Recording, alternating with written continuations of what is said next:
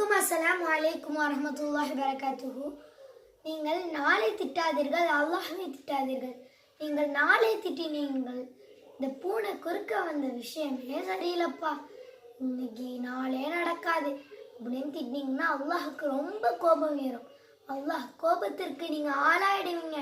வறுமை நாளில் முதலே எல்லாருக்கும் முன்னாடியும் கேட்கும் கேள்வி உங்களால் நிற்க முடியாது. ஒரு மிஸ்ஸு திட்டினாலே உங்களுக்கு அவ்வளோ அழுவ வரும். அதனால் இன்ஷா அல்லாஹ் அல்லாஹ்வையும் நாளையும் திட்டாதீர்கள். அல்லாஹ் திட்டினால் அல்லாஹ்வுக்கு கண்டிப்பாக ரொம்ப கோபம்.